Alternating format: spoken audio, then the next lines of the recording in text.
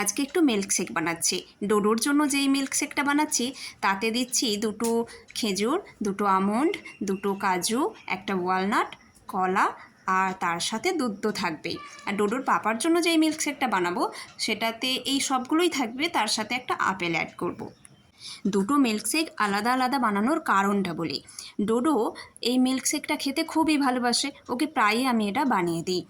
কিন্তু ডোডো এই মিল্কশেকের বাইরেও আলাদা করে বাদাম বা সব রকমের ফল এগুলোও খায়, কিন্তু ডোডোর পাপা আপেল তো খাবেই না, আমন্ড, ওয়ালনাট এগুলো কিছুই খায় না। ওই মাঝে মধ্যে একটু কলা, খেজুর আর 2-1টা কাজু হয়তো খায়। সেই জন্য এই মিল্কশেক বানিয়ে দিলে ডোডোর পাপা আবার সবগুলোই খেয়ে নেবে।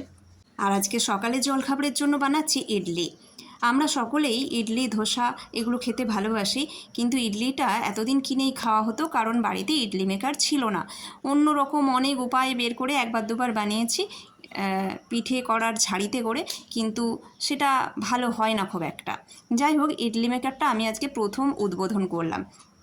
তবে আজকের ইডলিটা কিন্তু চালের না, এটা টক দই, সুজি, তার সাথে বিটরুট আরও কয়েকটা জিনিস দিয়ে করেছি। আরে দাঁড়ান, ইডলিতে বিটরুট দিয়েছি বলে হাসবেন না। আসলে আমিও এখন পুরোনো দিনের মায়েদের মতো হয়ে গেছি। সব সময় ভাবতে থাকি বাচ্চাকে কোন খাবারের মধ্যে কোন সবজিটা কিভাবে ভেজাল দিয়ে খাওয়ানো যায়।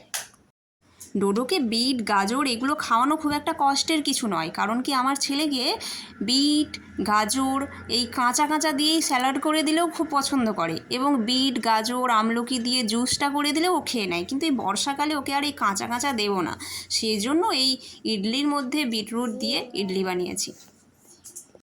তবে বিটরুট দিতে ইডলিটা দেখতে মন্দ হয়নি। আচ্ছা, এবার বলুন তো, আপনারা কি কখনো বাচ্চাকে সবজি খাওয়ানোর জন্য এইভাবে নানান উপায় খুঁজতে থাকেন? কমেন্ট করুন ঝটপট। সবাই ভালো থাকবেন, খুব তাড়াতাড়ি দেখা হচ্ছে নতুন একটি ভিডিওতে।